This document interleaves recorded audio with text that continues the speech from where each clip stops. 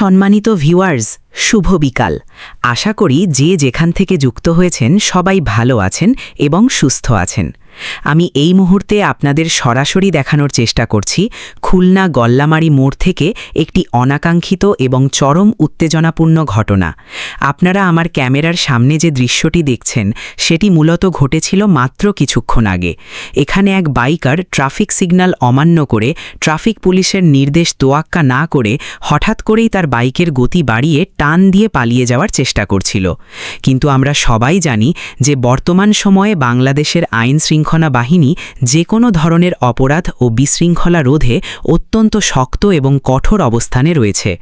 আইন অমান্য করে পার পেয়ে যাওয়ার কোনো সুযোগ এখন আর নেই। ঠিক তেমনি সিগন্যাল ভেঙে পালিয়ে যাওয়ার চেষ্টা করতেই কর্তব্যরত ট্রাফিক পুলিশ সদস্যরা অত্যন্ত তৎপরতার সাথে তাকে ধাওয়া করেন এবং কিছু দূর যেতেই তাকে ধরে ফেলেন। আইন শৃঙ্খলা বাহিনীর এই তাৎক্ষণিক অ্যাকশন সত্যিই প্রশংসনীয়। আপনারা দেখতে পাচ্ছেন এই মুহূর্তে মাঝ রাস্তায় সেই বাইকারের শরীর এবং তার সাথে থাকা ব্যাগ তল্লাশি করা হচ্ছে, যাতে নিশ্চিত হওয়া যায় তার কাছে কোনো অবৈধ বা বিপজ্জনক কিছু আছে কিনা।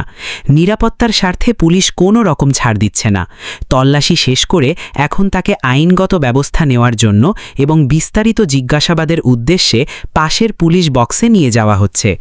গল্লামারী মোড়ের এই ঘটনাটি আমাদের আবার মনে করিয়ে দেয় যে রাস্তায় চলার সময় ট্রাফিক আইন মেনে চলা কতটা জরুরি। নিজেদের সামান্য অসতর্কতা এবং আইন অমান্য করার মানসিকতা কিভাবে মুহূর্তের মধ্যে বড় বিপদে ফেলে দিতে পারে এটি তারই প্রমাণ। পুরো পরিস্থিতি এখন পুলিশের নিয়ন্ত্রণে রয়েছে।